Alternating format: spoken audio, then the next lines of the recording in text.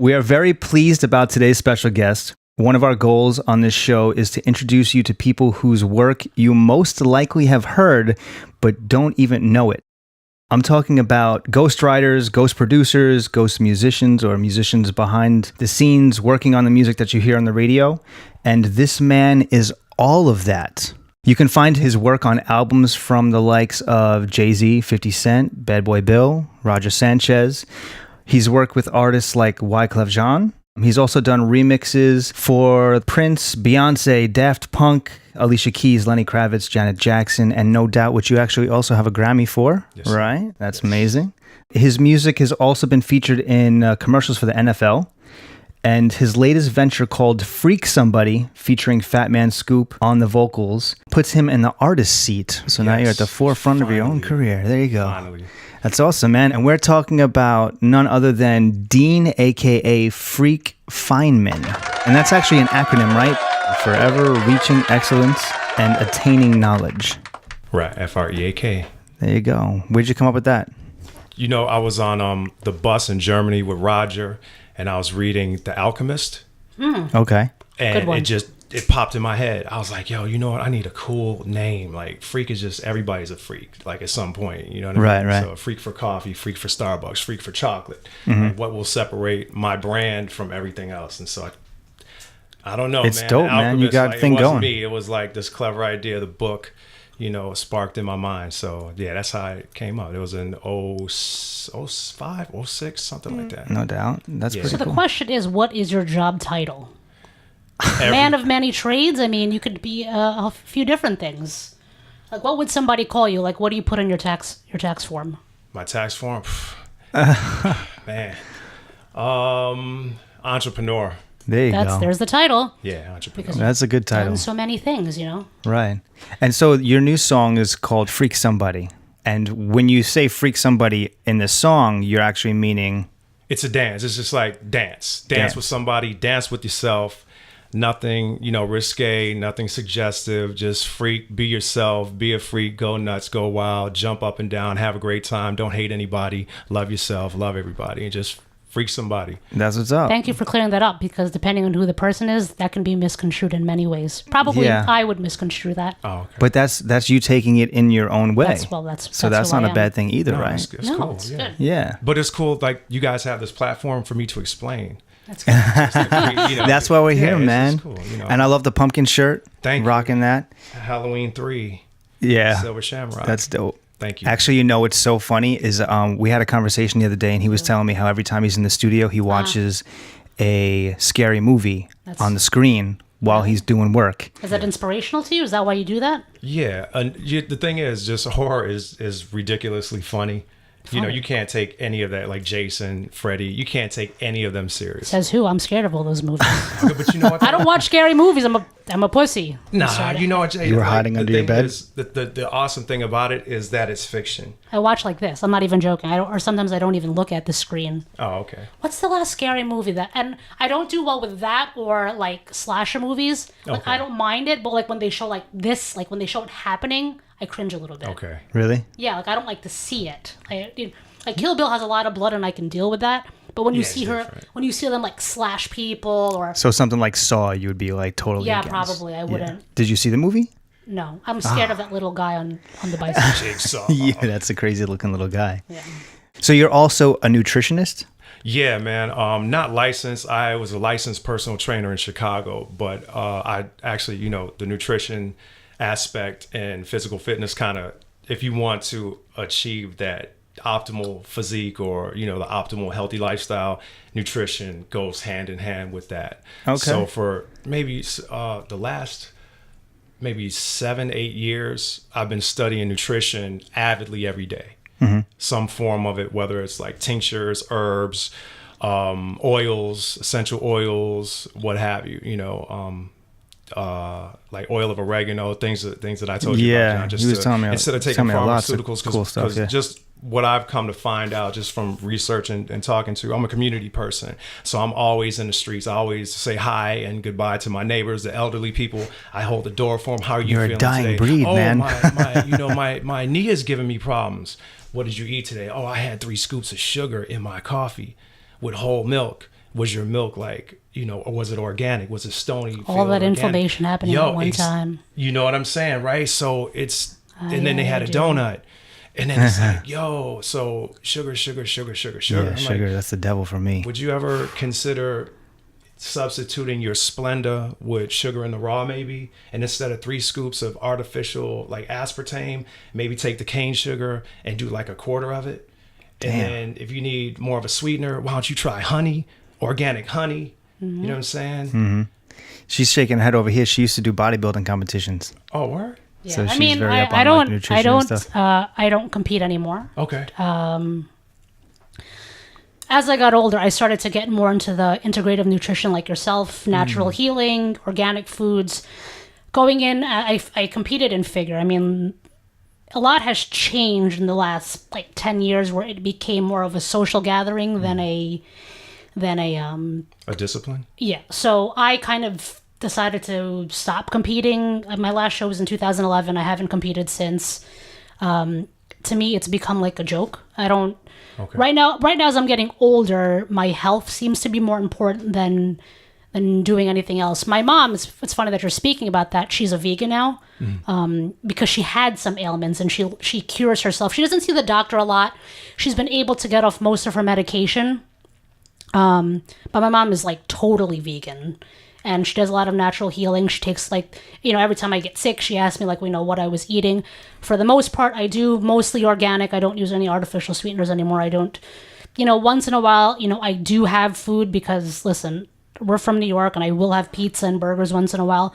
I don't try to eat a lot of meat because of the inflammation and the toxins in the meat. And it just doesn't work with my digestive system well. But yeah, I'm 100%, I agree with you.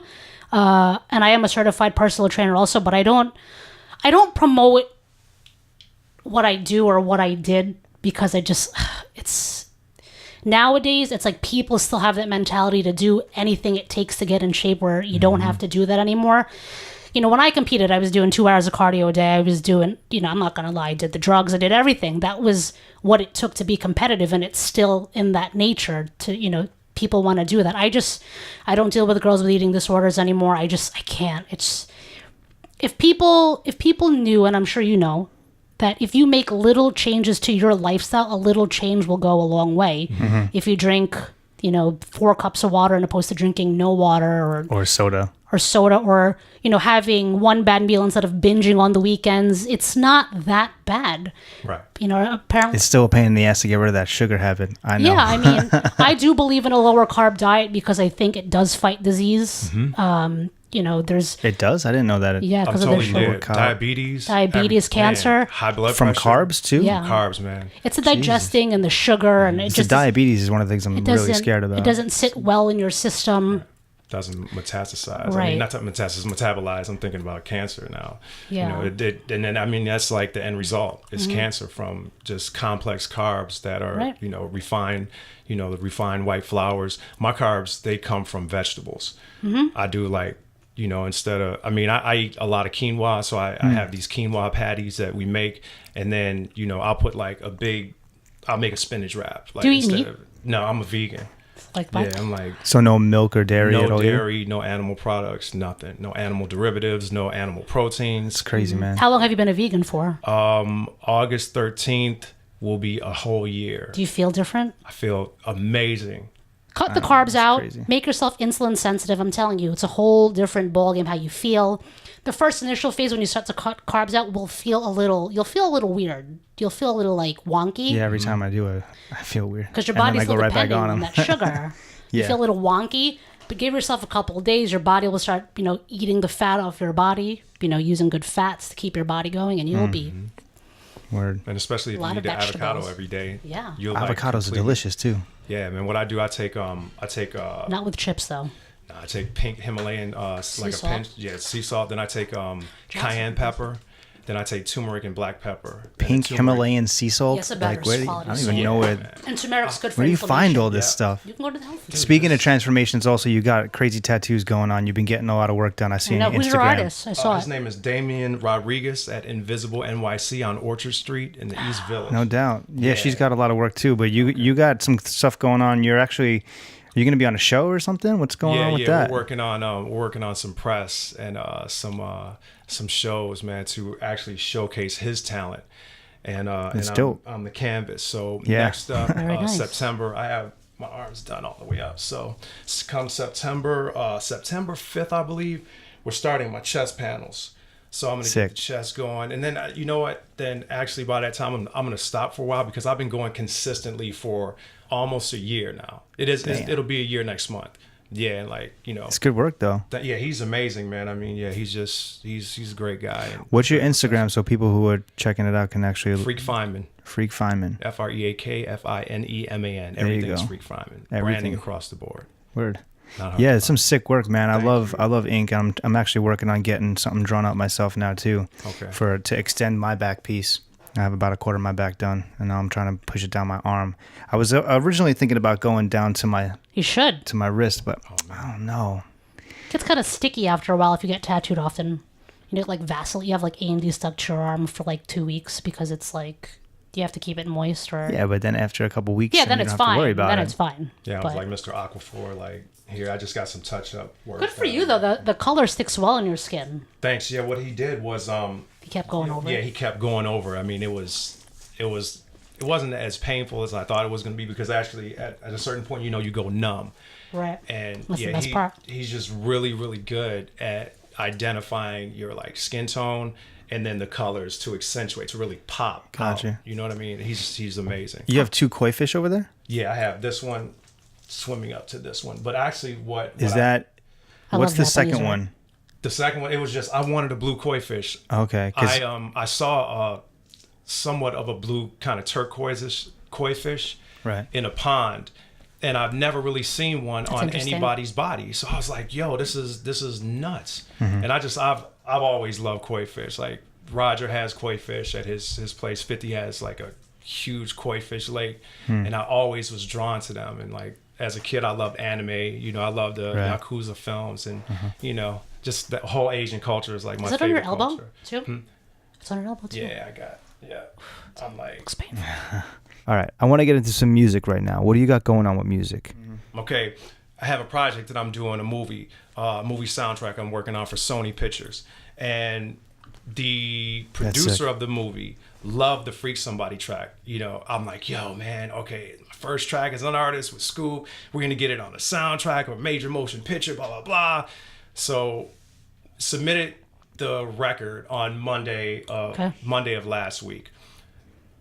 Tuesday, I get a call from the agent, and she was like, Freak, you know what? There's going to be dialogue over this part in the club.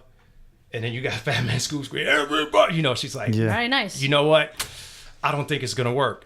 And I'm like, you know what? I have the instrumental. Okay, cool. Maybe we could work around it. All right. So submitted the instrumental. Right. The movie's a 90s period piece. Okay. Oh, it's too 2010-ish or 2016, 18-ish. It's too futuristic. So you got anything 90s house? I'm like, you know what? Yes. I'll go through my catalog and I'll just, you know, contemplate on stuff that I have. And if there's something there that I feel, I'm going to recreate it. So from Friday night, I was in the studio, like banging out. I banged out 3 tracks, like a soulful house track, kind of like Steve Hurley-ish, very Maurice Joshua-ish, that kind of like 87 to 93 sound. Banged out an Incognito Jamiroquai Spanish Brazilian house joint. Damn, nice. And then like a straight up Crystal Waters Shantae Savage joint, like inspired. Cool. And so I finished it, mixed it, mastered it all by myself. I wasn't going to call my guy Bob, you know, Bob's, you know, he's busy, he's doing his thing. And just to do, you know, a spec mix I could do, he showed me enough to do it myself. Right. So turned it in Sunday night. I got an email back last night at like 11:52. The director loved track 3. Dope. So I'm like, yo, because this is, you know, in my line of business, because I've been playing guitar. Well, I've been playing instruments since I was 7. Okay, I've been doing it a long time, and you know, I've been blessed to work on some really, really big records. You know what I mean? This movie is not like, it's not going to be Suicide Squad. It's not going to be some big blockbuster. It's about AIDS awareness. Wow. And I wanted to really attach myself to this because the movie is going to make such a statement, you know, at such a critical time. There's so much stuff going on that's negative. This movie is 100% positive. I'm on like they send me the script. I'm like, can I see the script? I got the treatment at first there on the third script. The script doctor is like emailing to me, you know, different pages. I'm like, yo, this is dope. I really have to be a part of this. Even if it was like, even if there was no money in it, I don't care. It's just, you know, I want to leave a legacy of doing stuff that mattered. Speaking of eating disorders, there was a woman named Judy Arvin who in 2009, I believe, her daughter, who was 18, died of an eating disorder. So she did a documentary called Someday Melissa. Her daughter's name was Melissa Arvin. She did a documentary called Someday Melissa, and they commissioned me to do the soundtrack. They had no budget. They're like, this, you know, can you score it? I'm like, yo, man, let me put on my Danny Elfman hat. I can score it. They're like, we don't have a budget. I'm like, you know what? I need 3 months to study the viola, study the cello, study the violin. I studied all that stuff back in school, you know, in the band, and we had access to mad instruments in Chicago. You know, either in Chicago, you're either, you know, a dope basketball player, which I wasn't. You're either a dope boy or a dope girl, meaning you sell drugs and you're good at it, and I wasn't, or you play an instrument. And that was my calling. You know, I never, you know, I love Greco-Roman wrestling and everything. My whole high school career was 145 pounds. So there was only so far I was going to go in that, you know, in the wrestling world, you know what I mean? Being some bony kid. Yeah, I'm going to take state. I wasn't focused like that. You know what I mean? Right. And I love football. I wanted to be a cornerback. My dad was like, yo, you know what?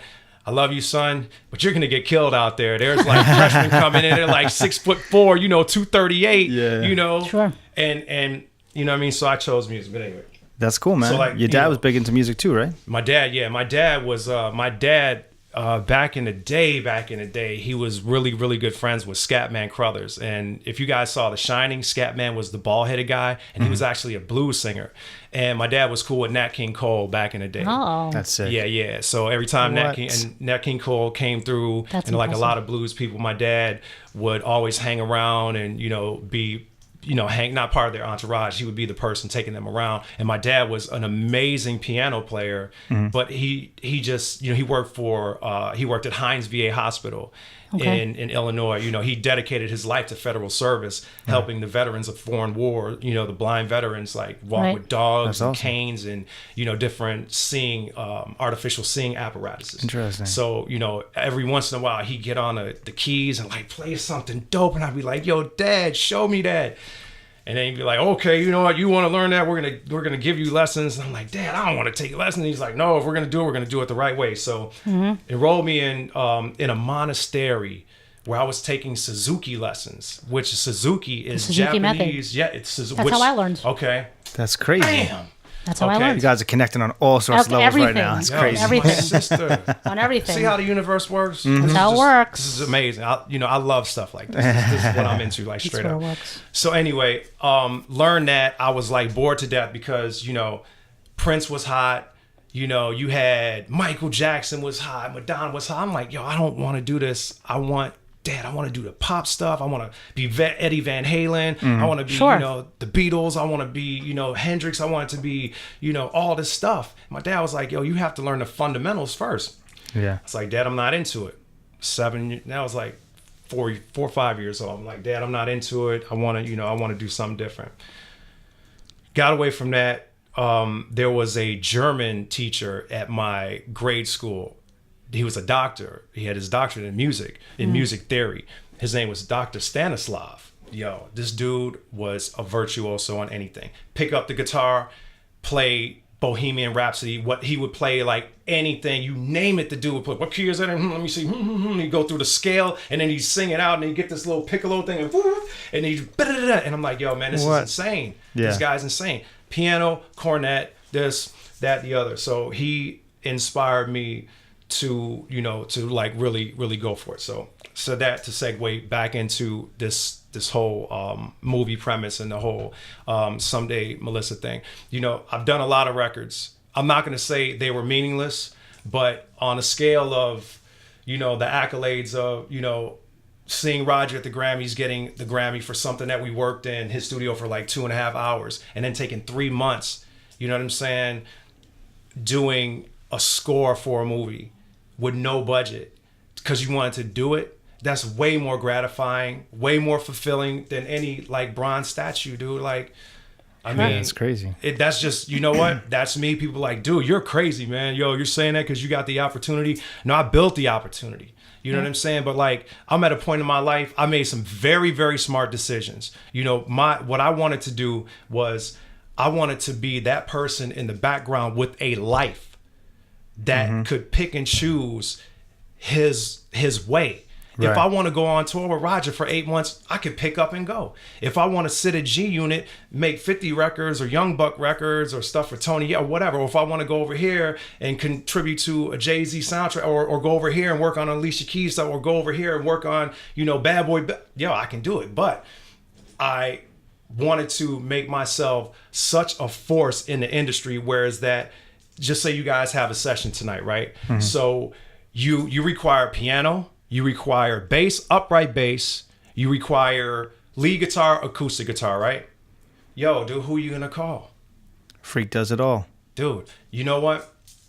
Like, that's impressive. That's what I'm trying to, that's right? What I try to embody. So when everybody, you know, during high school, when everybody's going out, yo, man, we gonna go to the movies with our girls, man. Come on, dog, come on. You know, I was like, man, you know what?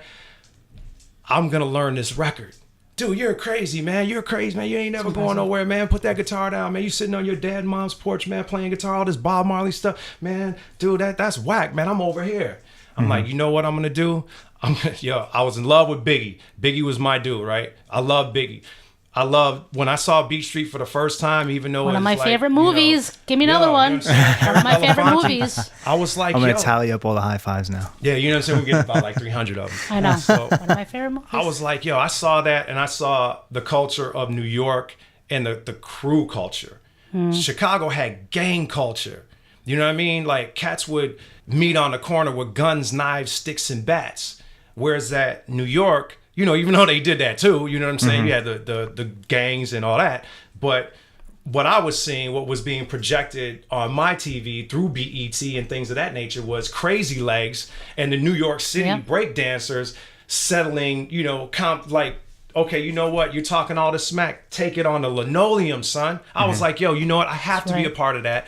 I love hip hop. I love Public Enemy. You know, I love Kwame. I love Big Daddy Kane. I love Rakim. I need to be part of that. The list just keeps getting bigger. You know what I'm saying? And I'm like, yo, but how do I become part of that? How do I become part of that wave? You know, jump on the train and not, you know, slide to the caboose. How do I get in the front of the car and steer it? I'm going to learn every instrument. I'm going to learn every style. I'm going to get the Fear of the Black Planet, Takes a Nation of Millions. I'm going to get all these records, you know, I'm going to learn them on every instrument that, you know, my dad will buy me from the pawn shop. Sick. So and I'm going to learn every single, like every Prince record, 1999, When Doves, all that stuff is dope too, because When Doves Cry was like the only hit song in history without a bass line. So I didn't have to learn the bass for that. There's no bass line in When Doves Cry. How many instruments can you play? Me, well, I think piano, guitar, bass, drums. I can rock the cornet, trumpet again. And you know, if I had to play violin, I could play it. And if I had to play upright bass or cello, I could play it. Nice. Yeah. And who did you learn guitar from? Man, I taught myself, man. Okay. There was you know, I will give credit to there was a guy, I'm not going to say his name. He lived on my block. He was an alcoholic. And he was like, he's just a cool guy, family friend. Everybody knew him. Grew up in not the most diverse neighborhood. You know, my mom's white, so there was diversity in my house. My mom is from England, and so she had a daughter from her first marriage. My father had a daughter from his first marriage. And, you know, there were a few Polish people on the block, you know, but we all got along, man. It wasn't, you know, we were just like, yo, man, we're growing up and you're cool, you know, dude, you're like, what is that you're eating, bro? Well, this is like a, you know, a dish from Poland. Yo, what's the name of that? Something. I can't even pronounce it. Wow, that's cool. You know what I'm saying? Like, where's your family from? Warsaw. Dude, I embody that. I embrace that. Like, where are you from? I'm from Kenya. Dude, where? Is the Serengeti near there? You know what I'm saying? Like, yo, our neighborhood was kind of cool, man. We had like drug dealers, gangbangers, and pimps, but you know, like in retrospect, none of those people mattered. You know what I'm saying? They were just like, the diversity, that's cool. Yeah. So my man was like, you know, he was a good family friend. His sister used to babysit me, so I was always, and they lived 2 doors down. The Polish family lived 2 doors down from us, and he was just like. He was the dopest blues guitar player I've ever heard live. He would play Howlin' Wolf, Muddy Waters, B.B. King. He played Coco Taylor, you name it. Robert Johnson. He would play all the blues. Look at my skin, right? You can't. Yo, I'm getting goosebumps thinking like how dope my man was. He feels it. Like, yo, he was just so incredible.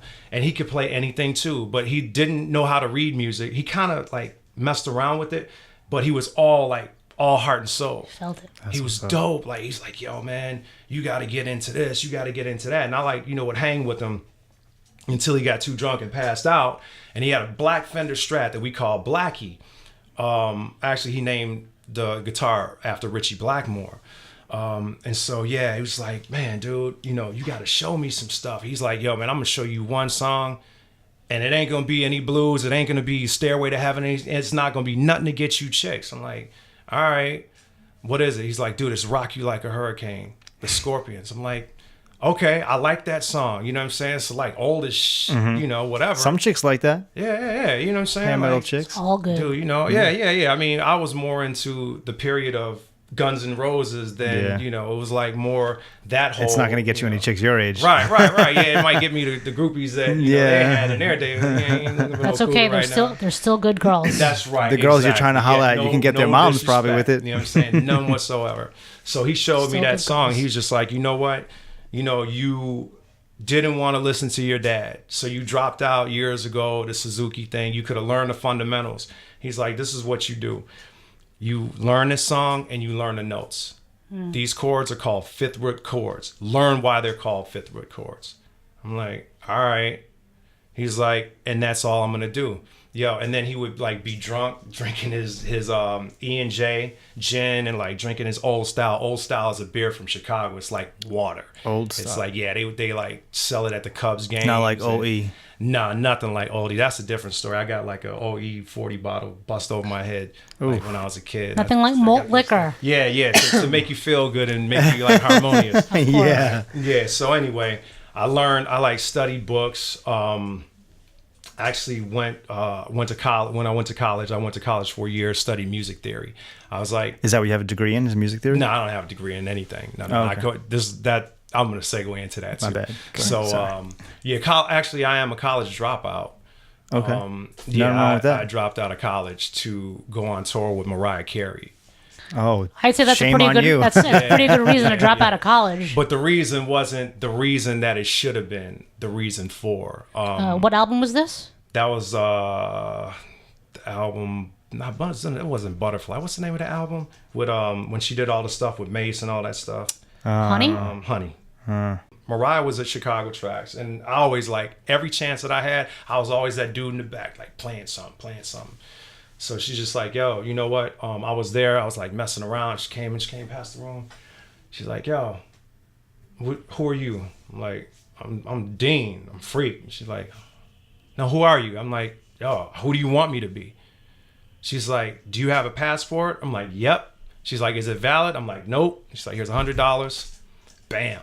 Go expedite it at the post office tomorrow. You're going on tour. Mariah Carey gave you $100 to go expedite your passport. Yep. Not many people can say that. You're probably the only person who could say that. And then you went on tour. Yeah. So I went on tour to Southeast Asia for like 6 months, back and forth. Did Madison Square Garden, sold out 3 times.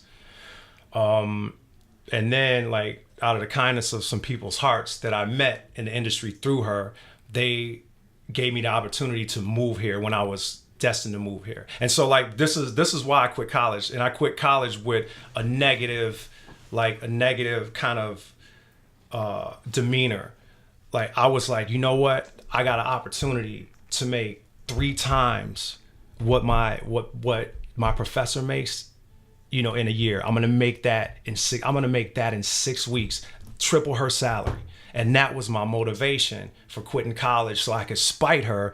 In turn, you know, it didn't spite anybody. I mean, I embarked on an opportunity that was cool, but it was, you know, it was like for the wrong reason.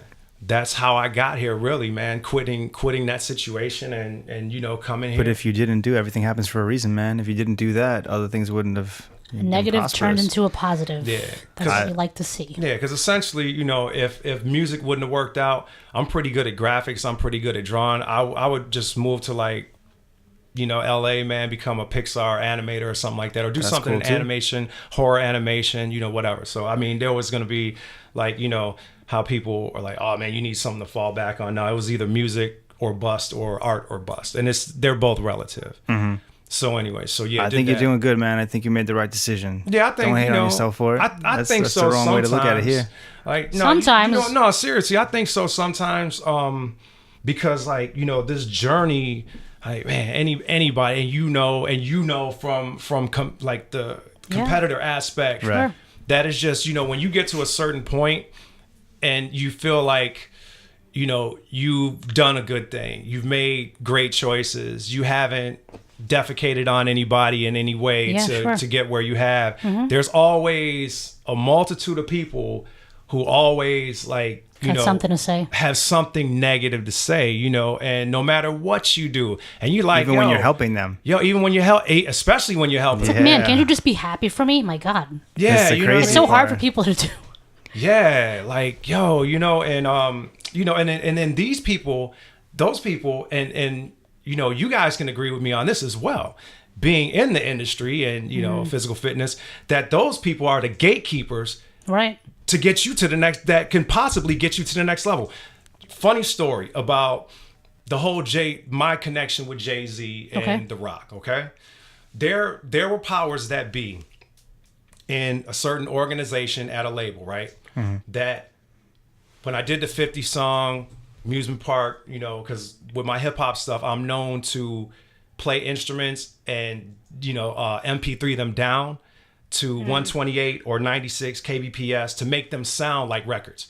You know what I'm saying? It's almost like how Primo would put everything, you know, him and Pete Rock, would put everything through an SP12. Yeah, DJ Premier. They put everything through the SP12 because the SP would give you that grimy sound, and it's Timberland. It was a perfect sound. So, like, what I kind of I studied them. Mm-hmm. I studied all those cats and learned how to get that sound. But I learned how to get that sound recording live instruments and then converting and compressing those instruments into, like, really crappy MP3 files.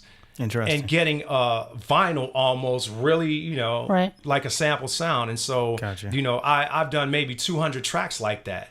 Okay. You know, where I played the instruments, borrowed instruments, rented instruments, played a couple notes, been rusty on the sax, played 3 notes, stopped, edited. I'm not going to lie to anybody and be like, yeah, I played that whole, no, I didn't. I did 1, 2, 3 licks, and I'm like trying to find the whole thing. Okay, now I find it 1, 2, 3 licks, and I edit it so it sounds continuous. Gotcha. You know what I mean? And then I would, like, making it happen, bro. You know what I'm saying? Like, yo. And I knew that I had a sound for Jay-Z. I knew it. I'm like, you know how you just know things? Like, there's certain people that I knew I had a sound for. I knew. But, you know, because of the politics and because of some past records that were rival records with different people, then that you certain did? People, yeah, that I did. Okay. But, you know, I'm from Chicago. I'm a stepchild here. Yo, I don't choose crews. You know what I'm saying? I'm like, yo, if you're down and you have something to offer and me and you could build, just say you have a label. You know what I'm saying? Which you do have a label. You're like, yo, Freak, check this out, man. I'm building a television and film library where if you have material, I have the resources. I need material. I need content. Dude, I got 4 MTV shows, 2 VH1 shows. I got a CBS show that needs content. Dude, why are you going to, like, not make money with me? Why are you not going to be like, look, dude, these are my terms. If you want to get with it, you know what I'm saying? Let's rock. Let's make money together. Let's build. You know, I could be the name in the forefront. It's my company. It's Nova27. But, dude, like, you know what I'm saying? You know, let's rock. yo, they were so like, dude, it was like so That bad, against me making money. And then I would tell them like, yo, I'll give you half the publishing. You know this is a single. You know this is like a top 10, top 5 Billboard pop single. You know what I'm saying? Urban crossover, the whole, whatever you want it to be. I got those records and I wrote those records with my boy Randy, who we were signed to J Records with back in 2000, whatever. So we, you know, and I'm giving them demos of like already done songs. So whoever's coming up that you're looking for placements for, you know what I'm saying? You already know my rapport. I have hit records that I've done. So it's not like you're spinning the bottle and gambling on, you know what I mean? Not to toot my own horn, but it's a formula. Yeah, you're doing it. You know what I'm saying? You have, you know, I went to a Babyface workshop, and Babyface did a workshop and it was at a GCI seminar in Chicago where he's like, this is how you make a song. These are the chords that we use, minor chords for R&B and such and such, so forth, more poppy, you know, you're using 7 chords and major 7s, and, you know, you can use those, you know, and this is how you get that sound, and then this is how you arrange it. And then you look back from the Motown days, you look at Smokey Robinson, there is a formula to making a hit song. Right. You know what I mean? The formula is you have to have something good or something catchy. It doesn't have to be good nowadays. It just has to be something catchy. That's that true. When you hear it, it just rings in your head, to the point where you hate it so much you start to love it. Exactly. And then the second component is people don't even have to understand the lyrics. is to market it. Is to push it in your face. Okay, I have this product here. Oh, dude, you know what? Bad Boy Bill. There you go. Okay? Plug him in there if you want. Bad Boy Bill. Yeah, I'm here, man, in the studio, man, doing an interview, and I just wanted to have you call in, man, and just, you know, kind of like give me your stamp of approval, since we've known each other our whole lives, since I, you know, was used to carry your records and so forth. You know what I'm saying? No doubt, you know, man. you've been one of my inspirations, you know, especially now making this artist transition and this DJ transition, and I watched you become the beast that you are, man. And, Yeah, you know, Mr. Bad Boy Bill, it's a pleasure. Hey, what's happening? Things are great, man. Things are awesome, especially to have you on the phone, bro. I've been watching your career for a long time too, so I can only say, you know, having you call him is fantastic. He's a good guy, this dude. And he was interning for you at the studio? Oh man, I mean, me and Dean, you know, even before music, man, we were just friends, you know, and then you know, he just started playing guitar, and I was really taking my DJing seriously, and it's just been crazy, you know. It's like to see how far both of us have came from our humble beginnings, man. It's pretty cool. That's what's up. And you're going on tour right now with Richard Humpty Vision? Yeah, we're doing our vinyl tour. We decided to bring the skill level back, you know, like to really have some fun and get the feel of the vinyl, man, which, you know, you always miss, man, because that's what, you know, I kind of grew up mixing, and the digital stuff is cool, man, but it's just nothing feels like, you know, like being on actual turntables. Yeah, for sure. And you're going to be over, I think we're going to try to catch you at Output when you're in New York. Yeah, we're doing Output later this month on, I think it's the 28th or something. It's a Thursday night, I think. Yeah. So, yeah, it'll be a lot of fun. That's awesome, man. Yeah. Seriously, you and Richard Humpty Vision, I saw the House Connection live, and that's like one of the things that blew my mind and made me want to be in the music industry.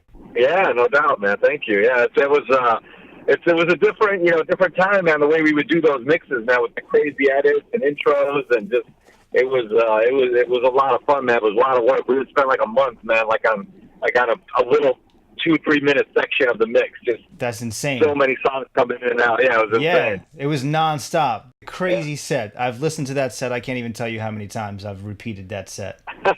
It's awesome. Thank you. No, thank you. And to have Freak here, and he's coming out with a lot of stuff right now with the Freak Somebody and all that other stuff he's got going on, and to have part of that beginning come from someone like you is just amazing. Yeah, man. Freak is like, I mean, dude, he took music so seriously, man. And I remember borrowing on my MPC, and he had that thing, and you know, he was multitasking, doing like sit-ups, push-ups, and MPC, and like almost like all at one time. Yeah, like Bruce Lee type training on an MPC with his guitar, and like it was like he took it to a whole different level, man. And I'm just excited for him, man, and all the stuff he's got coming out. I'm just really excited for him. Yeah, word. He's over here laughing because, you know, it's true. It's yeah, crazy. Man. That's commitment. Yeah, dude. Yeah. B, man. Yeah, those are good times, man. And yeah, we're gonna work on some stuff too, B, because man, Lee went over to your place. He said that your mixes are just insanity. Yeah, man.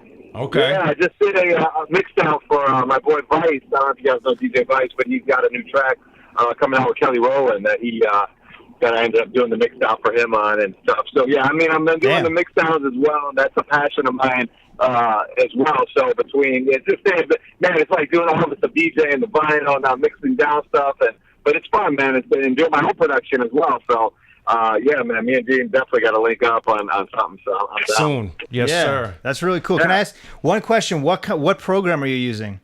I use Ableton for most of my stuff. Okay, all right. Man, well, thanks, B, for calling, man. And I'm gonna hit you before output, man, so we could put some things together. I got to pick your brain about some scratching techniques too.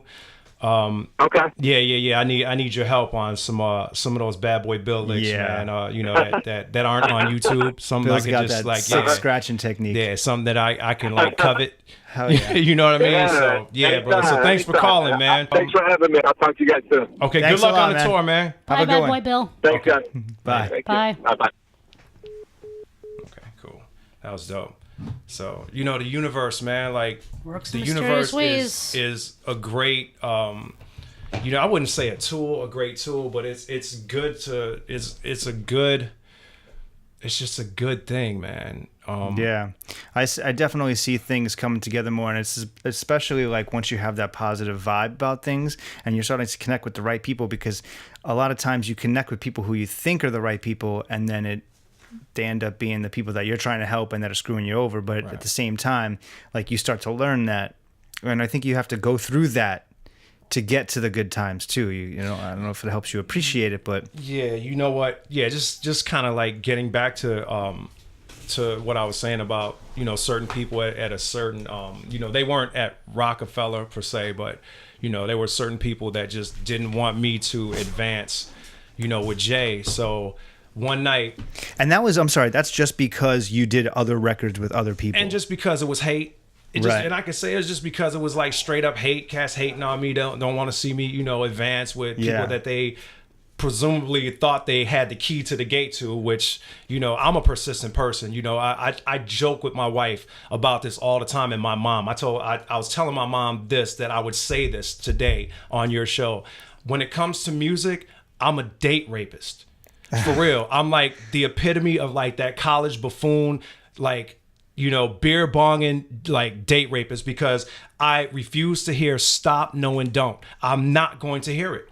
You're not like, going to tell me no. No, you're not going to tell me that, because like, this is what I do. This is what I embody. I am music. Right. You know, I don't have a style. Don't define me in any category. I embody music. I am part of music.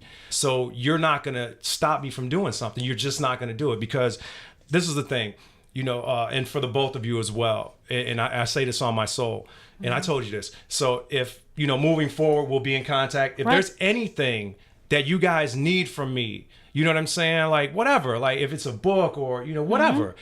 I'm nutrition, like this. Whatever. If it's something to do with music, or, you know, if somebody's in town, I'll pick up some chia seeds, by the way. You know, I can get a couple more on the guest list and we can go chill. Yeah, man. You know what I'm saying? That goes like, both ways, dude. Yeah, seriously. I'm never gonna tell you no. This is my thing. This is me. I'm never gonna tell you no, and I'll tell you why. Because I've been told no so many times. Right. But the people that told me no could, if they cared enough to just like not even give me a break, just cared enough to say, just break a little bread with me, make a few dollars with me. Sure. All they could have said was this: not right now, or not at the moment, but somewhere down the line, you know, there may be opportunity. Don't tell me no, because you tell me no, then I get into Freddy Krueger mode. I'm like gonna eviscerate you. I'm going to kill you. I'm gonna slash you. I'm gonna destroy you. I'm gonna do everything that I can in the most humane, humble way to prove you wrong. And whatever you were holding back from me, make a hit. Check this out. So I'm in my bed with my wife, and I'm going to sleep at 11 o'clock. This never happens. It never happens. I'm chilling. We're talking. I'm like, I'm tired. My man Kevin Shine calls. Kevin Shine and Big O from EMI. Big O does all the publishing for Jay-Z. Yo, we need you down at such and such studios. You know, it's like 11:20. We need you there by midnight. We need keyboards, guitar, bass, whatever, the kitchen sink, spoons, whatever. You got a cymbal, you got a kick drum, you got the harmonica, you know, the whole thing. Whatever you got, bring it. Wah-wah pedals, distortion pedals, this, flanger, bring your whole one-man band rig, whatever. You got 20 minutes, 20 some odd minutes, maybe like 22 minutes to be there. All right? Or you lose the gig.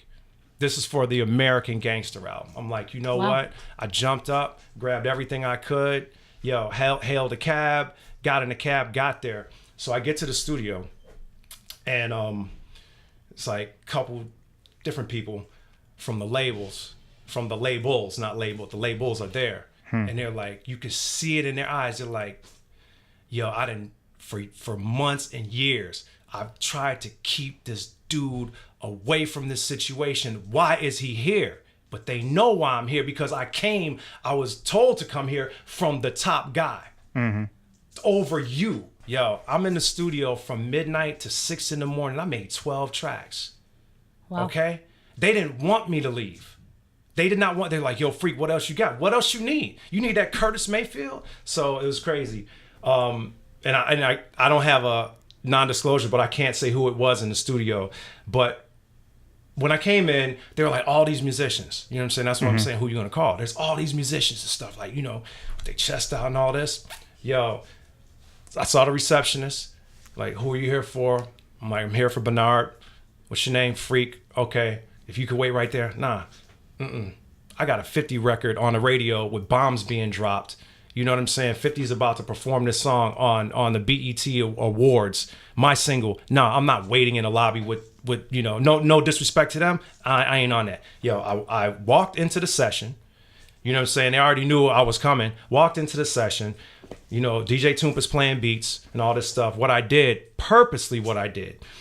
my guitar, I tuned it in the cab. You know what I'm saying? So I'm not going to come anywhere with like detuned guitars. I got flawless like tuning keys, the whole thing. So what I did, I had the engineer plug me into the console. I'm like, I need to tune my guitar. Hint, hint, right? I'll turn the volume down. I'm like, okay, Freak. Didn't turn the volume down. I had a wah-wah pedal. So as Toomp is bumping tracks, I'm playing right along with it. And then somebody who was in the room was like, are you recording this? To the engineer. He's like, nah, he's warming up. Damn it, record this dude. And then from there, boom. From there, got a call that the song that we did was song number 11, Say Hello, on the American Gangster soundtrack. Russell Crowe. You know what I'm saying? That's dope, man. You know, man, dude. That's epic. Denzel. Right there, yeah. This is not just, and not to take away from anybody or anything, this is just not your standard record, record label release. This is a movie with Denzel as my dude, Russell Crowe. Come on. You know what I'm saying? Yeah, man. Like Gladiator. What are you here comes the goosebumps again, right? Can we hear a preview of that online? I love it, dude. I love it. Can we find that preview? We can. We're not going to play it over the air, though. I'm trying to stay away from that. What happened? Why are you taking your sunglasses off? I was sweating because it's so hot. I was trying to keep this going, but it's a little moist. She's like, I'm going to wear my sunglasses all the time. I want to have like a different look every time I'm on this YouTube thing, Like, I want to look different all the time. So Denzel, man. So I got a call, that the track was slated to be a single. It made the album. Right. It was track number 11. Amusement Park was track number 11 on Curtis. Okay. That's crazy. You know what I mean? Certain things were meant to be. Certain situations. I say this for like everybody, all aspiring musicians, rappers, singers, guitar players, virtuosos, artists, painters, graffiti artists, dancers, shufflers, whoever, you guys are all important. Never let anybody tell you no. Don't ever let anybody ever tell you no. Do not accept no. But you have to be dope. You have to you have to put in the work. You got to put in the work. You know what I'm saying? When other people are out playing games, getting drunk, you should be in the studio. No, you can't. You gotta be in the studio. Mad Cat's out. When I first moved here and getting back to when I got off the road with Mariah, that situation, some people at Columbia were kind enough to give me a duplex in Park Slope. For 6 months. Like, you know what? The tour is over. We don't need you anymore. But we have some people we want you to meet. Blah, blah, blah, such and so forth. And we're going to put you up. All expense paid. Your rent's paid for 6 month utilities. Sick. Make your own way. I'm like, cool. You know what? Dope. That following day, I was at Daddy's house. I'm at Puff's studio. The next day, I'm in East Orange, South Orange, with Joe Thomas's people. Clive Davis is starting a new record label. I sought them out. Man. Yo, I was the first rapper signed to J Records in 2002. I was signed with Alicia Keys, O-Town. I was signed with Olivia. You know what I'm saying? I was because I rap too. You know what I'm saying? I always rapped. I'm like, yo, you know what? I'm in New York, Beach Street. You know what I'm saying? Break. You know, this is where I'm going to become Freak. Yeah. Dean is dead. Dean died in Chicago. Like he's rotting somewhere, you know what I'm saying, with his man, you know, the drunkard or whatever on his block. And Freak has been emancipated. The first time I heard your voice was a Tommy T drop.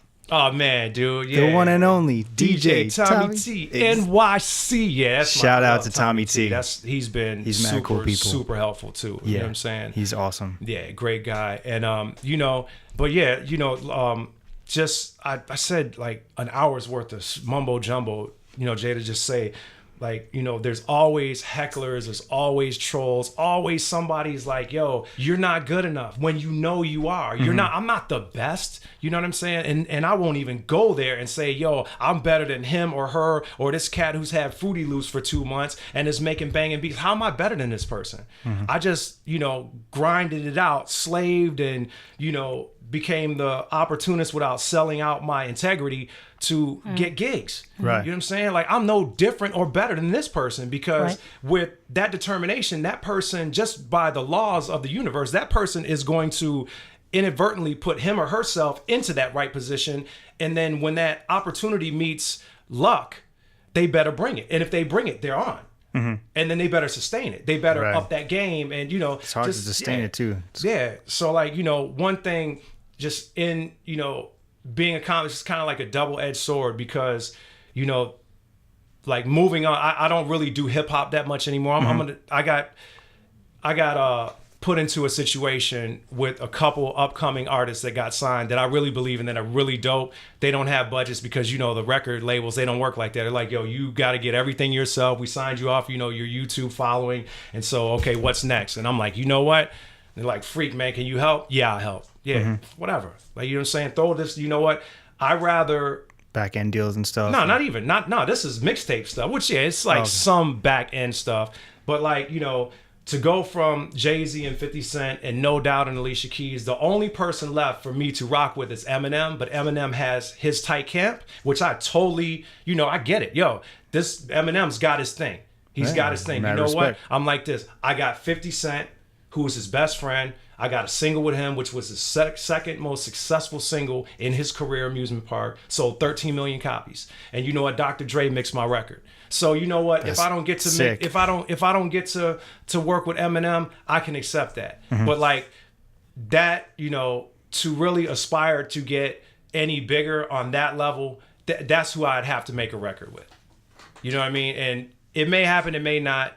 You know, so now I'm on this. You got the flow, path, man. It can happen. It can still happen. I got some stuff. Actually, man, I got so much stuff. Like 3 a.m. is like my joint, dude. You know, because that in the video was like so crazy. But I have some stuff anyway. But yeah, you know. It's now you're also focusing on your own career and your own. I mean, you being at the forefront of your own career, you know. And that was a spoof, okay? Like, I never wanted to do this artist thing. I just didn't want to do it. You know, back in the day, you know, as I said, I had a deal with Jay, and I was like, you know, they signed me on the basis that I can write rap lyrics, that I have written ghost lyrics, not for 50 or Jay-Z or anything, but I have written ghost lyrics for people in the industry. And they signed me on the strength of that. But when I got that deal, I wasn't prepared. I was more of a producer mentality, production driven, musical driven than I was, okay, you know what, I'm gonna produce my own album, write all the hooks, sing them, and then go on stage and spit.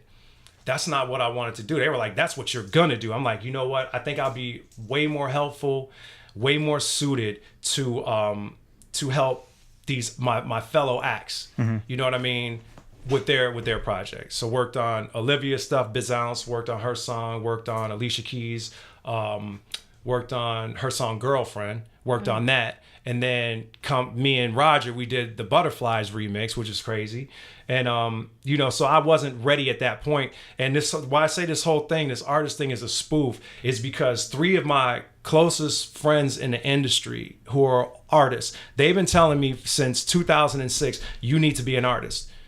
you're like crazy as hell. You know, you have the charisma, you have the articulation, you should do something. You've been DJing since 2005, like the closet DJ. You know, I did Roger's backline for the Heineken Thirst Tour. So I was that dude, you know, helping set up literally the rafters and everything. I got pictures of like backstage, all that Yeah, stuff. damn. Yeah. You know what I'm saying? Like I grabbed How was that tour? tour, man? That sounds like it was dude. nuts. That was insane. Like, yo, Tiesto was on a portion of the South Asian tour. He was in Japan with us, a couple other shows. Dope dude, dope DJ. Dope DJ, like straight up. Man, people don't give him the credit. He's the first stadium DJ. He opened it up. He's big news, man. Yo, and he's dope. He's like, he's tight. So, you know, and this is the thing. When you're on tour with Eric Murillo every day, when you're on tour with Steve Lawler every day, and Roger Sanchez is one of the best DJs ever to ever do it. Sick, like, man. He is one of the best, hands down. His programming, like, insane. incredible. I grew up with Bill. I Yeah. grew up with Bad Boy Bill. is I no grew up joke, with too. Julian Jumper Perez, Mike Hitman, Farley. I grew up listening. I was younger. I was listening to them. You know what I'm saying? I'm in the bedroom while, you know, I'm chilling on Bill's bed while he's making the Hot Mix 5 tapes and like doing his thing. I'm chilling like, yo, like you say, he's giving me MP3s like, yo, dude, learn this thing, take it, you know, put the guitar, whatever. Say, do some sit-ups. You know, so like, you know, being on tour with those people was dope. And like Tiesto he was running with it. He was doing his thing. You know what I'm saying? I really admired that. And just, you know, through my travels, you know, some people who, you know, I don't have anybody in my camp that's a yes person, especially DJ Lee Farmer, who's one of my mentors and who's just worked with everybody. You know what I'm saying? And he's my go-to guy. This is how I do DJ Lee Farmer. I'll send him a track. No vocals, no lyrics, no nothing. If I get an email back within like 10 minutes, I know it's dope. I know it's gonna be dope. And the amusement park track, that was kind of, Michael Jackson was going through all that trouble. So like, you know, not to poke fun at anybody in anybody's situation, but I was on some Weird Al Yankovic, like I'm gonna make a parody of not Michael Jackson, but the Neverland Valley Ranch. Oh, God. So I'm gonna do this whole like silly like jingle thing. Yo, I didn't know it was gonna be the lead single for Curtis. I didn't know that. I sent that track to DJ Lee Farmer. He was like, hit, who's it for? I was like, it might go to 50. He's like, hit, who's it for? 50. Got it. He's like, yo, actually, I was the first producer to produce that song at 50's house. In Connecticut? In Connecticut. Mike Tyson's old house, you know, to produce. I was the first person to like work with him at his house. He came, dropped the vocals, the whole thing. It was dope. And he's like, yo, Chi-Town, tell you something. He's like, this is gonna be the first, like the official, because I Get Money with whatever. I think that was like the Buzz single, and then Amusement Park, and then he went on from there. And then he went to the Justin Timberlake thing, but Amusement Park was like that single. That was like the single, and they were like, yo, he told me, he's like, this is gonna be the single with video, blah blah blah, and it happened. You know what I mean? So like DJ Lee Farmer called that. He's like, yo, dude, this is that. Countless remixes that I've done with bigger people and whoever, you know what I'm saying? I would send them the tracks. Yo, this is what we just did. That's a hit. Who's it for? Bam, Grammy. You know what I'm saying? I send them everything. Yo, even if I'm like, let's see if I could text him, have him chime in.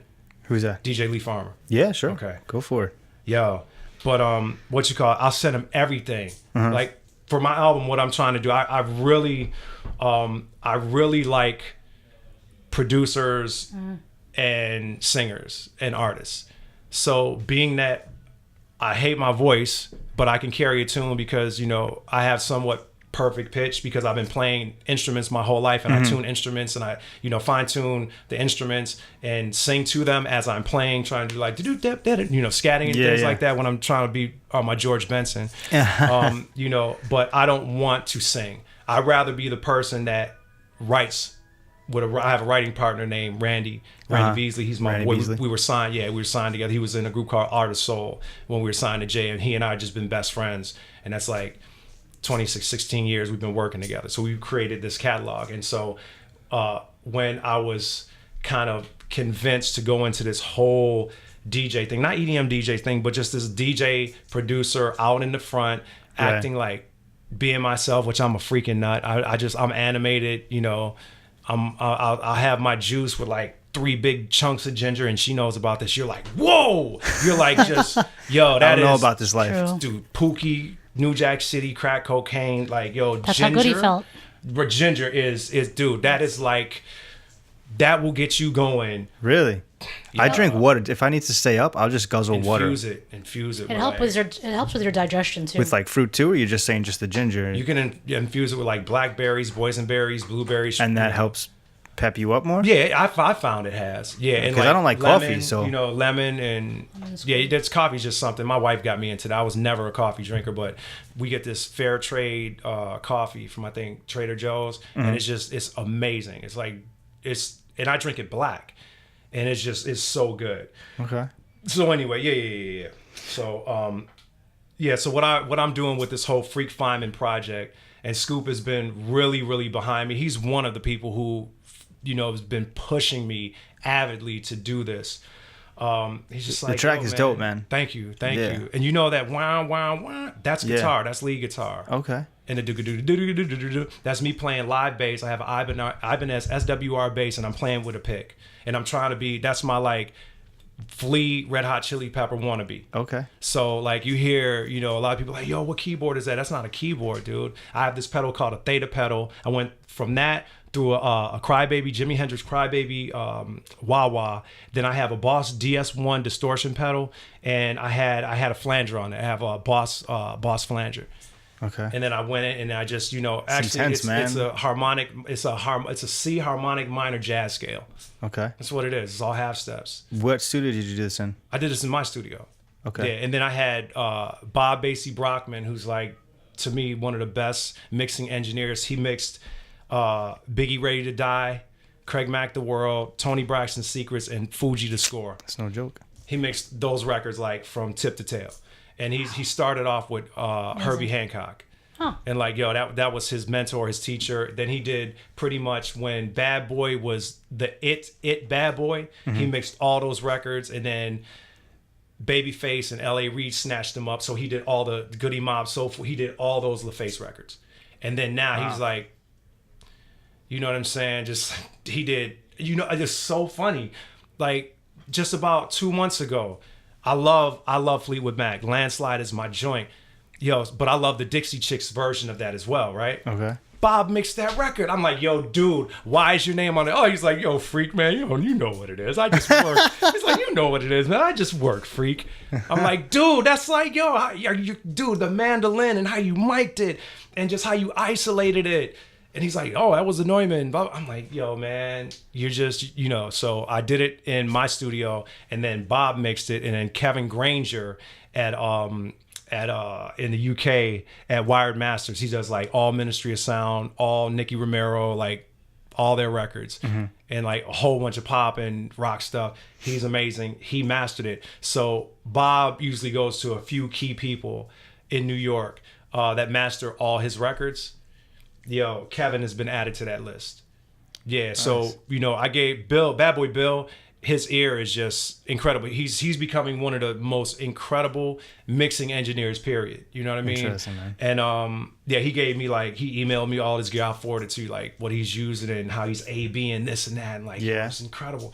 And I sent him the record. I'd love to know that stuff. Oh, yeah. And you say you use Cubase, right? Dude, I use Cubase 8.5. I use Cubase. Yeah. What is it up to now? I haven't used Cubase. Okay. Yeah, 8.5. I use Cubase because I was a Nuendo guy. And I was introduced to Nuendo at Soundtracks when I was working with Buster for a while. And like the engineer in one of the rooms there, he had Cubase. He had Sonar, and then he had Nuendo. And Nuendo was like film production, you know, Oliver Stone, all that. So I started off with Nuendo, and then a friend of mine who used to engineer all LL stuff and like Drew Hill, his name is Kevin Odom. He built my first computer in 2002 and like really showed me how he worked with SSL, and he showed me how to, you know, navigate through it. And so I was just, you know, I just love that platform. And Bob brought it to my attention as we mixed this record. He's like, dude, did you know that Cubase is the like dopest audio engine out of any DAW? I'm like, no, I thought it was Logic. He's like, nah, those are great. He's like, dude, you have the creme de la creme. Interesting. And I'm like, yo, man. I used to use Cubase a while back with my boy Elliot used to use it a lot, Elliot Dolios, and we produced a couple tracks on it, but I don't know, Logic is just where I am. Logic is dope. You know, this is the thing, and my boy Kevin, and see, she'll attest to this too, as far as being, it's, you can just think about prison. You have some of the most incredible bodybuilders in prison. It's not the kitchen, it's the chef. Right. You know what I'm saying? Yeah. It's not, dude, man, I got this cat, and I had to do this. Two things. Big shout out to my daughter, Dior. I love you, babe. Love my wife, Judith. Big shout out to my family. Big shout out to my 12-year-old homie, mentor, Lon in Manila. Okay. Lon, you are the dopest. The dopest. The dopest producer, period. Filipino guy? Filipino. Me too. Oh my God. Bam! It just gets better and better every time. I was going to chime in before because You said how old is he? I'm an He's art 12 years student old. too. Yo. See? That's For what's your up. people. Dude is the dopest. The dopest. Yo, he's my curator. Like straight up, Lon is 12 years old. He can't play an instrument. He knows everything. He's like Freak, sending me emails. Dude, check out this artist. Who is this artist? He's out of Amsterdam. White MP3 label. There's no white labels. Like, he's like, dude, you got to check him out. Yo, most incredible stuff. Like, yo, who mixed this record? He did. Yo, how did you get in touch with him? SoundCloud. Dude, what am I missing? Nothing, because I'm sending it to you. I'm like, dude, you're incredible. Like all my mixes on Mixcloud, all my gigs, 'cause I do a lot of private gigs too. He's just like, yo, dude, you should play this. You should play this. I'm like, Lon, why should I play that? He's like, because nobody's playing it. It's not on the Billboard, top 10, whatever.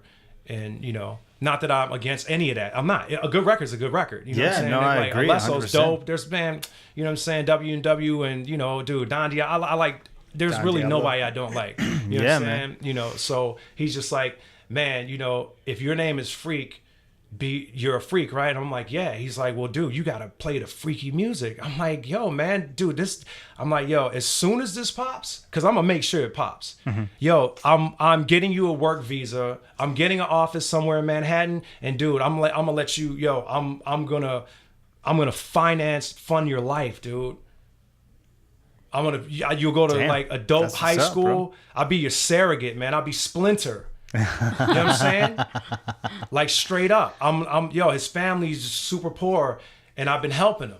You know what I'm saying? On love. Like this kid is, once people, like when I tell you, people think like the music landscape is dope, and it is dope. You ain't heard Lon. You have not heard Lon yet. I've been in this industry professionally since I had my first deal in 95. Professional deal. First deal. You know what I'm saying? I toured when I was 16. World tour. I've been doing this for a long time. I've heard a lot of stuff. I've been on tour with Roger. I've been, I've done shows here. I've done shows there. I've been to 68 countries, on DJ tours. I've heard a lot of things, up until recently, and now I'm going back, on the road. You know what I'm saying? Like, I've heard a lot of things, and there's some dope stuff out there, but I have not heard anything like him. I can't wait to hear it. And instead of me being a douchebag to try and like have him ghost produce my stuff, nah. Look, I have DJ Lee Farmer to critique my stuff. You can critique it too. You know what I'm saying? I love your input, but like producer to producer is kind of a crazy thing. You know what I'm saying? Like I have my sound. So the only thing really, not to be an asshole, sorry for saying that, but the only like person that can really help me accentuate what I'm doing is somebody like George Benson, and I studied with him for 2 years. You know what I'm saying? It has to be somebody like Eric Clapton. It's got to be somebody like that. It's not like I'm taking anything away from any DJ. I've been with Roger since 95. I've seen the masters at work. We done performed at Ministry a couple of times. We done did Ibiza. We done did Hungary, Budapest, Bucharest. We've done Split. We've done it. I've like, you know what I'm saying? Roger, and then I grew up with Bad Boy Bill. You know what I'm saying? Yeah. I've been around, like the complete best in the world. So I had that as a template.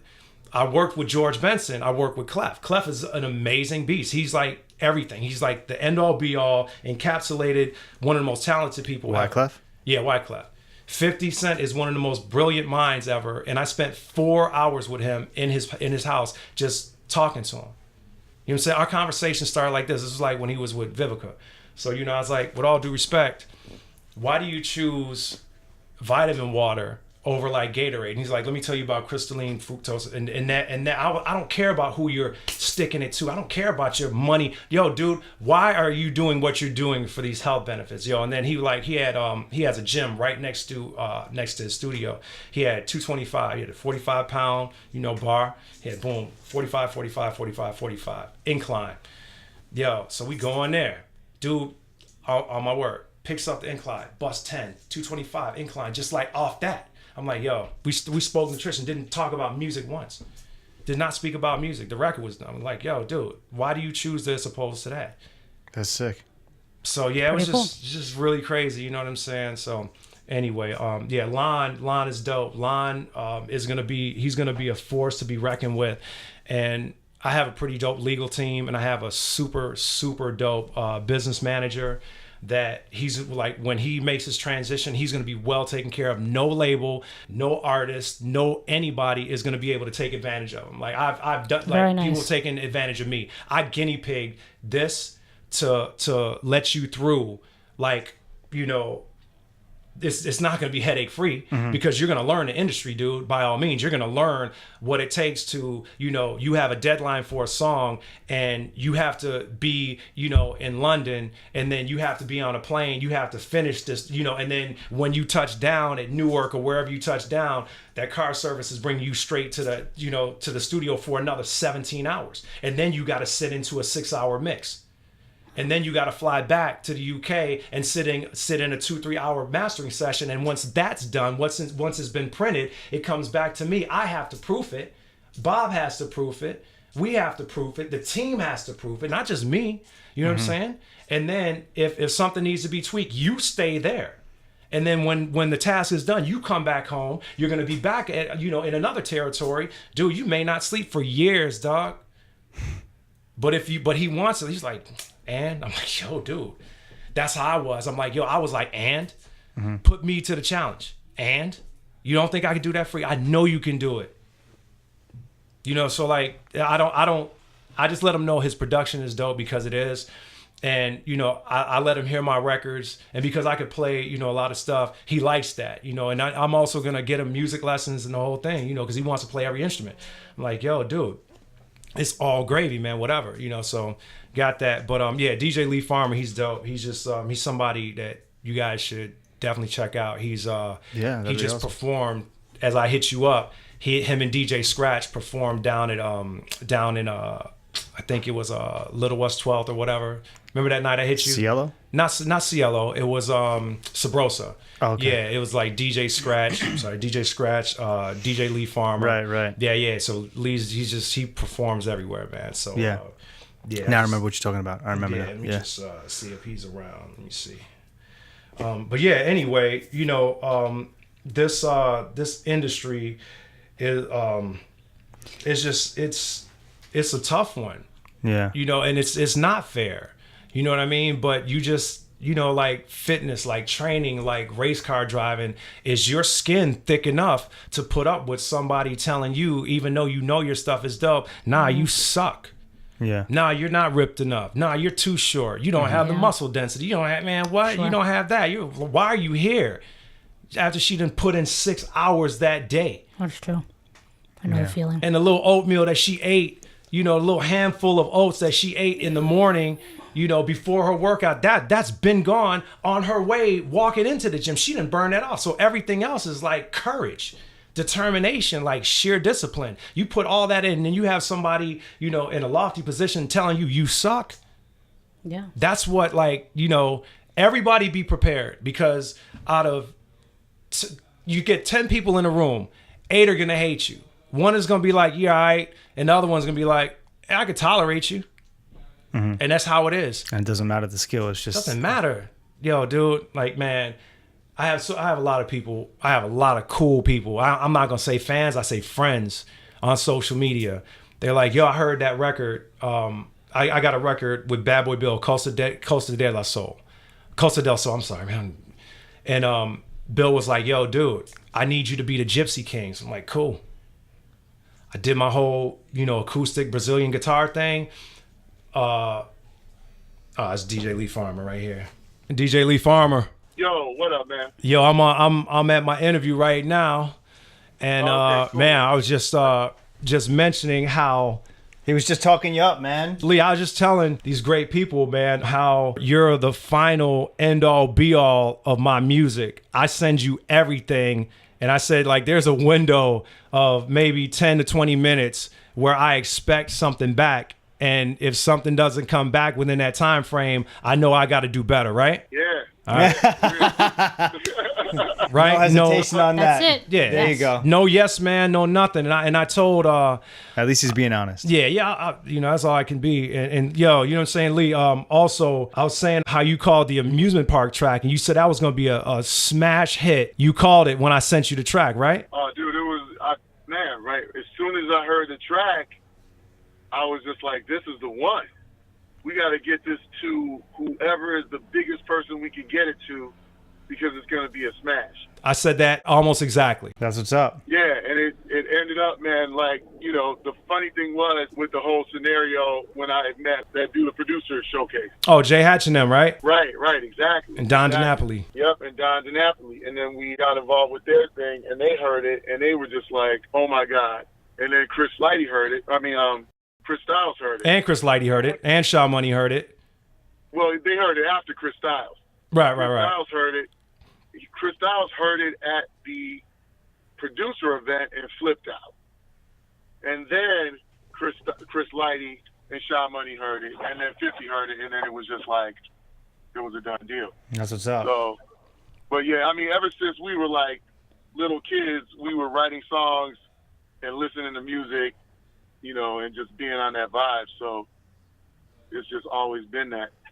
Cool, man. And he's praising you a lot over here, too. One of the best DJs in the world. Yeah. Seriously. And, just like That's him. what he keeps saying, no, man. no yes men, anything here. Yo, when you could, this is the thing. When you could, back in the day, he was playing with Roger. He played with Hitman. He played with Farley. DJ Lee Farmer always opened for Frankie Knuckles. Really? Always in Chicago. That was his main man. Frankie Knuckles was his man. Frankie's you know what I'm no saying? joke. Frankie loved my brother. He was like, yo, man, you know what it is. You know what I'm saying? And then to come here in New York and then spin a hip hop soul set with Scratch. Nice. Yeah, That's sick. stupid. Like, I wish I didn't I'm miss trying to that. be that. I'm trying to just like, get in for free at his gigs. You know what I'm saying? Like, yo, you feel me? Hell yeah. I just One of the things is, DJing has just been a love of mine, and it's just been a passion. And so when you're able to pursue a passion and actually make a little money doing it as well, then, life is good. Yeah. And It's true. music has always been, my father was always wanted to play piano. He always wanted to be involved in music. He was an incredible athlete, and that was his gift and his talent. But he also had another talent, which was music, and that was what he passed on to all of his sons. He was such a great athlete at such a high level that Right. you can only really do that. It's almost like if Michael Jordan were a violin player, my father was the equivalent of that on track and field.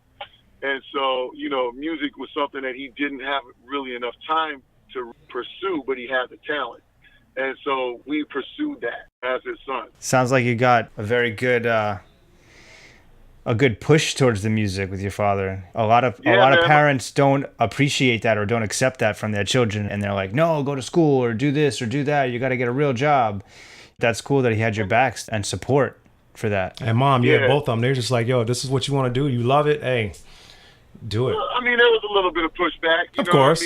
Always a little bit. But we were fortunate to be entrepreneurial enough to start making money kind of early in our musical careers. We weren't making a lot of money, but we were making what would be the equivalent of a 9 to 5. So Nice. when our parents saw that, they were like, these kids aren't working 9 to 5s. They're actually making money off their music. Even though we weren't getting rich, they were like, there's some potential in this. And so they backed us up. They were like, okay, we get it. Right. That's good. Shoot, when I told my father I wanted to be a DJ,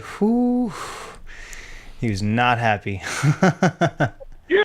I don't think we ever told our parents anything. We just did it. Yeah. I think if we would have went to our parents and said, we want to do this, I think they would have been like, no, you're going to be a doctor. I 100% agree. Stop telling your parents stuff. So, you know, we kind of showed and proved, and that was what kind of changed their minds about, you know, where we were moving on in life. They were like, you know what, these kids are doing their thing. Let's support it. Yeah.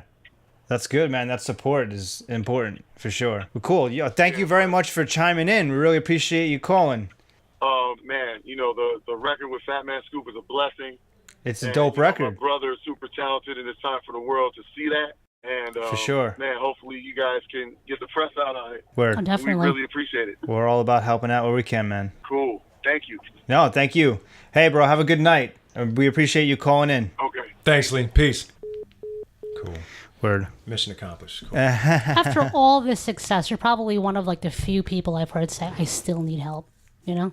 Yeah. And it's good to hear that. It's good to stay humble, and it's good to always realize that you can always learn something from somebody else, somebody younger than you, somebody that's not, you know, as you know, popular as you. I say it every day. I mean, I can learn something from anyone, and you just have to learn how to take it and take critique well and be able to, you know, just live life the way it's supposed to happen. True. My whole thing is if you can read, you could do anything. Right. That's my theory. Yeah. You know, if you can read, you can do anything. You can do a lot. Yeah, you could do. You can speak. You could do a lot. Everything. Yeah, and if you can understand YouTube tutorials, you can build a house. Yeah, you can build man. a car. Yeah, you can build a water operated car. Yeah, my father did that, man. My father did that with his van. Telling me, remember, like when we first age. My father had this whole not hydraulic system, hydration. I don't know what it's called. Hydration. It's something. Hydro system. For it was a gas water mixture, and he ended up using like half the gas with these bottles that he put in his engine compartment, and he like as Freak sweating this toaster. This toaster you have us in. You know, it's tripped out too, because like I'm not gonna do cardio for the rest of the week. You just sweat. You just sweat out all your electrolytes by sitting here. I'm gonna go drink some. I'm good. It's all good. You know, like some Pro Pure water. Yeah. Replenish your electrolytes. That's why I'm drinking this water. I'm just humble though. Like, you know, at the end of the day, you work so hard. You know, you work so hard to do something. Like at the end of the day, like what I'm trying to do is.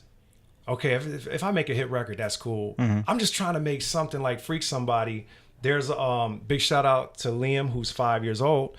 One of my friends let her son hear it. You know, he did like this whole like video thing. He's 5 years old. It made him like happy. And then I did the video with like kids in mind. It was also kind of creepy because I had like the Michael Myers like mask in it and everything, like the happy mask that he killed his sister with. Yeah, he wore when he killed the happy Judith mask. Myers. Yeah. So, but like he was happy because he was killing somebody. By the way, right. So you know, little Liam was chilling. He was like, he loved the video. Mission accomplished. I did my job. Like, nice, man. There's a couple. This girl. I'm helping her with nutrition. She follows me on Instagram, and she's a little bit overweight. You know, I'm like, check this out. You know, you're doing well. You just, it's baby steps. You have to crawl before you walk. You're making a conscious effort, and I'm emailing you. I'm giving you stuff. She's working out to the song. Nice. I will too. You feel me? You know what I'm saying? You should. Yeah, I got to send you the link. It's a dope track. Okay. Yeah, send you. But like at the end of the day, I guess you're amped up, man. That's like, a good gym song. Scoop heard it, and he's just like, I'm with that. That's like fun. Freak, that's fun. Like we did it, and he's enjoying it, and he's he's on tour right now too. He's right? on tour, and he just got booked around for a new tour, and he'll be performing it in the tour. Like Freak Somebody. Dope. Yeah. So that's gonna be a permanent part of the repertoire with Scoop now. So Sick. But like at the end of the day, I'm just trying to do good. You know what I'm saying? Like I'm just trying to do good. The Sony Pictures thing is about AIDS and awareness. I'm attached to that.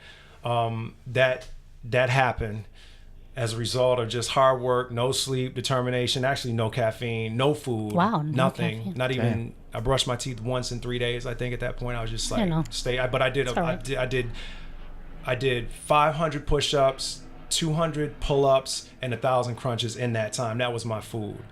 You know what I'm saying? So, that was that. But, I have a problem. You were saying don't eat before the gym. I have a problem where I eat before the gym all the time. No, you know what? That's what I did. I'm just a freak, okay?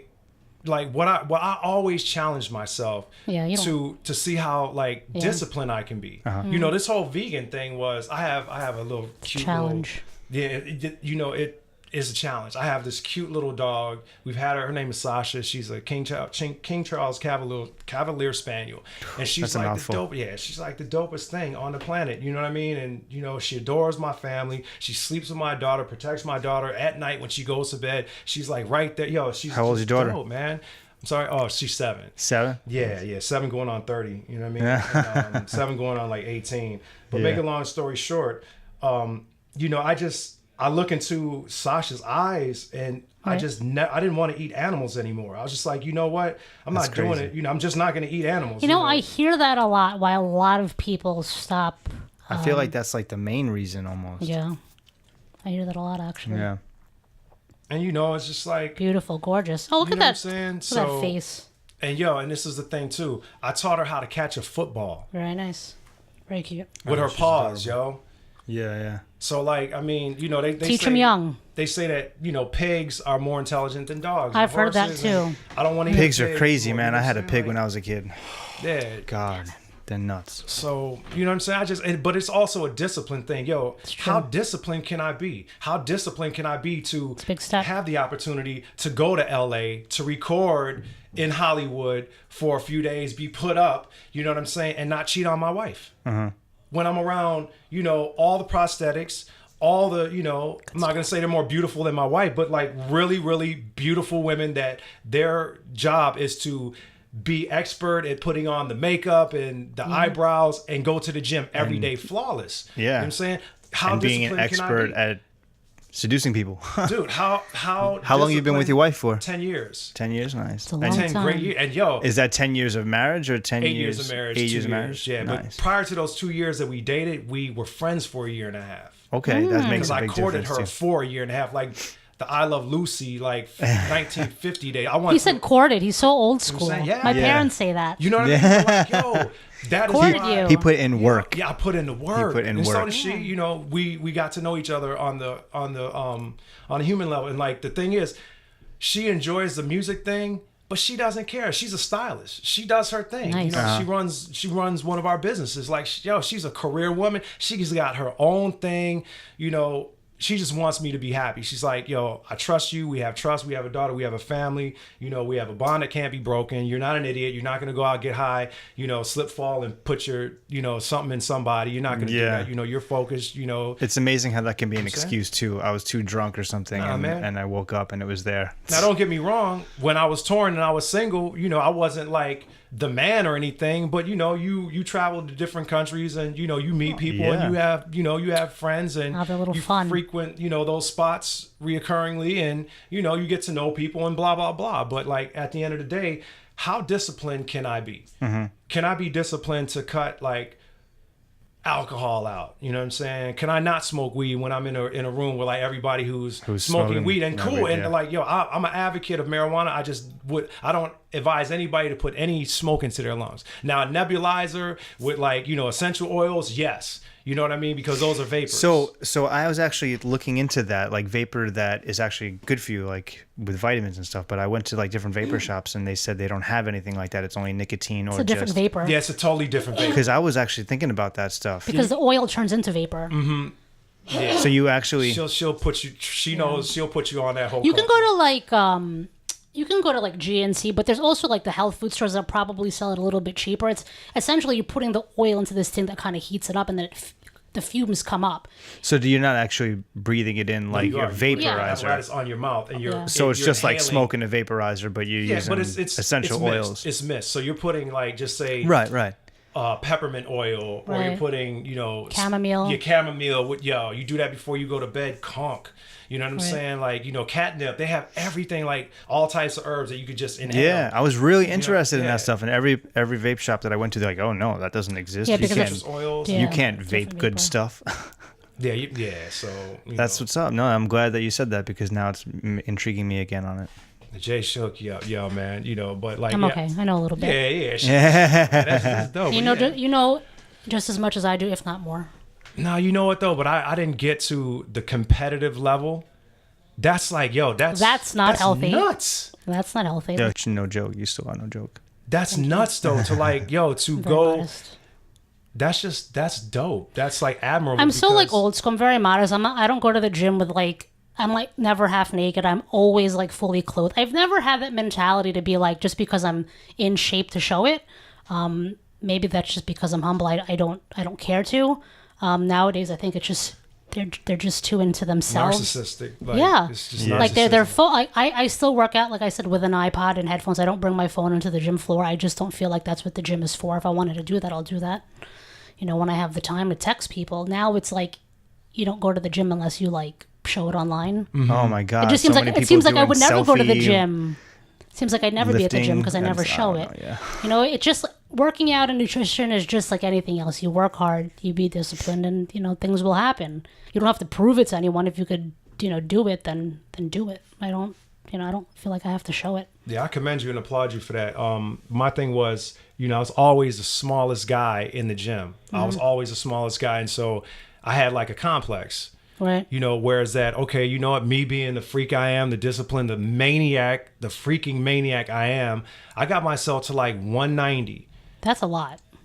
From 145 to 190. 50 pounds is a lot of weight. You know what I'm saying? Muscle. You know what I mean? That takes Yeah. time. And then I'm like benching 305, That's 375. I'm doing, I was like straight up doing, but I'm like, what am I doing this for? Then I cut down to like, from that, I cut down to like 175.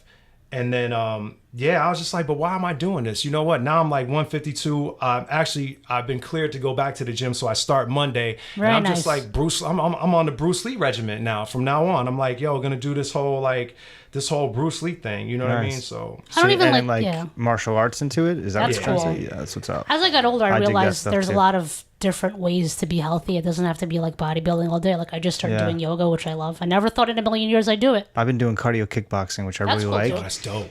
But yo, listen, back to you real quick. We don't have much time left. I want to bang out so your website, freakfineman.com. Freakfineman.com. Isn't there a dash? Instagram There's a at Freak dash. Feynman. No dash. Yeah, it's just freakfineman.com.